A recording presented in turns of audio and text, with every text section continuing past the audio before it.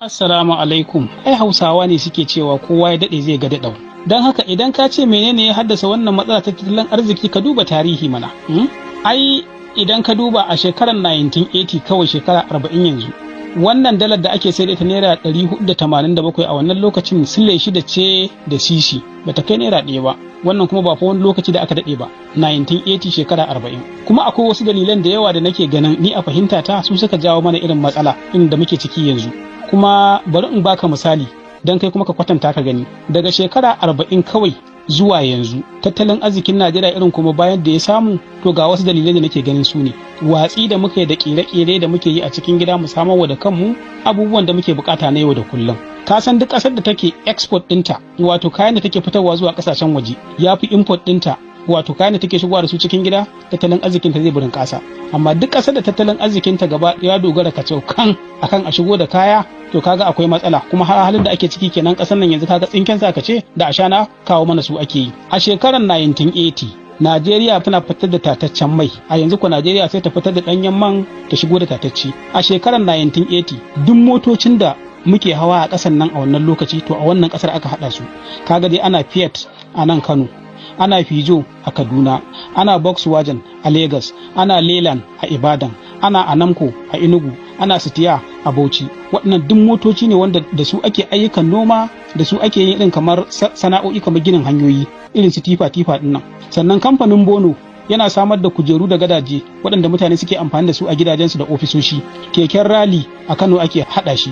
Kamfanin Exide wato wani kamfani da yake yin batiran motoci a Ibadan shi ke samar da duk batirin da ake amfani da su a nan Najeriya har ma da Afirka ta Yamma. Kamfanin Iso Glass da TSG yana samar da gilasan motoci. Kamfanin Feroda yana samar da brake pad da kuma disc na birki. Kamfanin Dunlop da Michelin a Lagos da Port Harcourt su suke samar da tayoyi kuma abin mamaki tayoyin nan da robar da aka noma a jihar Bendel da jihar Rivers ake samar da wannan tayoyi. Rediyo da talabijin da muke amfani da su a wannan lokaci kamfanin Sanyo na Ibadan su suke hadawa. Firji da freezer da air condition kamfanin Tamukul kuma a nan Najeriya mahaɗarsa take. Muna da kamfanin UNTL da suke samar da atamfofi da wani kamfanin da ake kira Chelarams a Lagos. UNTL ɗin a Kaduna suke. Kuma da audigar da aka noma a Funtuwa da Gusau ake yi.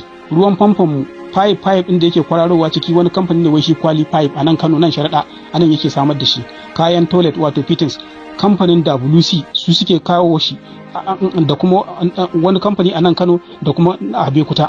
Muna girki da LPG gas wato gas cylinders daga Ibadan kuma a Ibadan ake yin sa. Wayoyin lantarki daga wani kamfani da ake kira Cable Metal a Lagos da Port Harcourt. Kamfanin Bata da Lena su suke samar da takalman da ake sawa. In za mu yi tafiya mu shiga jirgin da ake kira Nigerian Airways a lokacin jirage wajen 43 kamfan mallakan Najeriya amma yanzu ban na jin Najeriya tana da jirgin sama kwaya ɗaya nata na ƙashin kanta. Sannan kuma ga kamfanin jiragen ruwa da ake kira National Maritime. To kaga duk wannan fa a shekara 40 mafi yawancin abincin da ake ci a gida ake nomawa hatta sukari a wannan lokacin kamfani ne da ake kira Tate and Lyle shine yake yin sa sukari da ake kira mai iyali. A wannan lokaci shugabanni suna da adalci ba irin yanzu ba kowa ya zama gafiya tsayar da na bakinki kaga yadda ƙasa ta zama yanzu.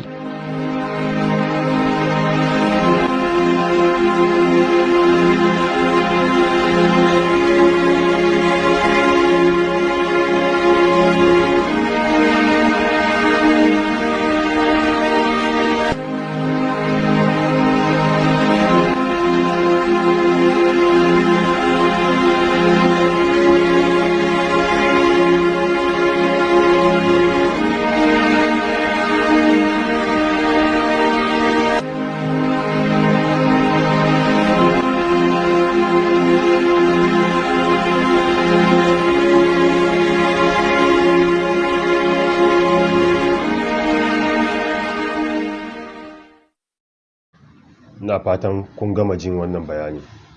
To wannan shine dalilan da sun kasa tattalin arzikin nan ba za su sake yin gaba ba sai dai in dai za a dau matakai wurin mai da shi yanda yake da.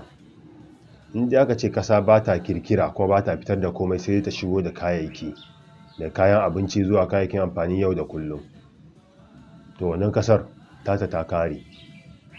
To kuma abin da ke faruwa kenan a kasar nan babu aikin yi ga mutane mu da haihuwa turum mutum zai je tara yaya ga mata ko babu aikin yi wani ba mai karfi ba ne amma ya tara mata 2-3 yara sama da 10 to ya za a yi a samu zaman lafiya matukar shi wani mutumin ba shi da wani aiki mai karfin da zai rike iyalansa da shi, babu ilimin boko balle na arabiya. Duk da cewa matasan kasar nan suna da kwazo, suna da dauriya, suna da dagewa da cijewa wurin neman tasu ta kansu, amma duk da haka gwamnati ta mai da mutane ba su san abin da suke yi ba. Shi ne dalilin da ya sa wayannan tashi-tashi hankula har yau duk abin da ake yi wurin kawo zaman lafiya har yanzu ba abin da ya canja. Dalilan kenan. Matukar gwamnati ba ta tashi ta yi wani abin da ya kamata ta yi ba, ta yi hoɓɓasa domin ta kawo ƙarshen wayannan abubuwan ba, musamman wurin kirkiro da ayyukan yi. Su daina sacewa mutane kuɗi suna kaiwa kasashen turai suna ajiyewa. Don wannan abin da suke yi shi ne ɗaya daga cikin da abubuwan da ke kara kawo tashin hankali. Tunda mutane suna gani irin motocin da 'ya'yan gwamnati suke hawa, irin motocin da 'ya'yan sinatoci suke hawa, suna gani tunda suna turowa kan abin da kan kafafen sada zumunta, ko jama'a na gani. Waye ne baya son morewa? Kowa na son morewa. Da haka matukar ba su gyara ba, to wannan abun babban damuwa ne a gare su, yasa dole su gyara. Kuma alhaki gabaki daya dogara ne a kansu wurin gyara. Wannan ba aikin talaka ba ne. Dalilan da yasa ake zabe kenan, idan mutum ya je ya yi zabe, ya zama to shugabansa zai je aikin da ya kamata ya yi. Amma yau abin da ke faruwa daban ne. Sai a ji a gama walar da mutane akan su je su yi zabe, bayan sun yi zabe kuma maimakon a ji a wakilce su yadda ya dace, sai kawai a ji a ta sace wa mutane kudi ana kaiwa kasashen turai ana ajiyewa. Kuma hakan ake so a samu zaman lafiya a kasar.